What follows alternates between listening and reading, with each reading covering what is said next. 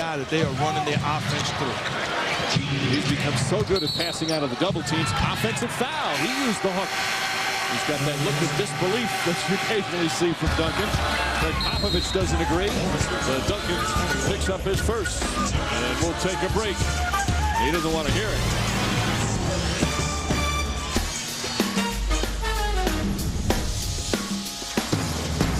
They lost a turnover. Terry down the other end, stripped and fouled by Ginobili. And they're going to call it a two-shot foul. Players a rest down the stretch. He says he wants to give them a pause. Terry misses the... Well, you see going into the timeout, Joey said enough to Tim Duncan, and Tim Duncan says the ball does not lie. That's why the foul shot was missed. Joey Crawford sending a message saying, hey, I'm not going to get into the debate all afternoon long. Duncan's laughing. Joe Crawford's not laughing. Harris again to the basket. Howard now drives inside right over Alberto, and a blocking foul as Joey Crawford saying Alberto moving. Now Crawford's going over to talk about it with Popovich. Again, a lot of it has to do with if you're showing up the referee. Duncan telling Michel Tafoya there, I think I didn't say anything, but if he's sitting there laughing, then that Crawford feels like he's showing him up. Well, at the same time, you're sitting there laughing. You have to understand, he already has one technical foul. Not the correct play if all he did was sit on the sideline and laugh. Tim Duncan means too much to his basketball team. Not saying a word sitting there. Joey Crawford cannot read body language and automatically sit with a technical foul and send Tim Duncan out of it. He can be laughing at anything. See, now Crawford made that last call, and that was Duncan laughing at the last call, the one on Alberto, and he just felt that he was showing him up. Many years he's been one of the tops, but sometimes maybe in an instance like that, you just don't look over there, look away.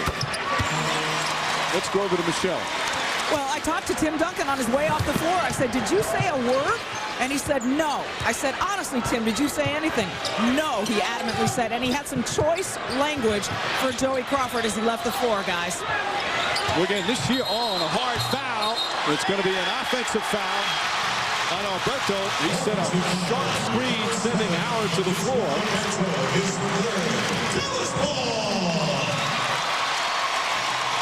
Alberto trying to argue, but not going to say too much. Let's watch. That's a tough call, boy. Howard looked like he just went flying into Alberto. Oh, Alberto, you're saying, hey, I'm setting screens and I'm the one taking a beating and the call is made against me. That's just a solid screen. Howard does a job trying to fight through the screen. No question about it. That's a foul on Howard.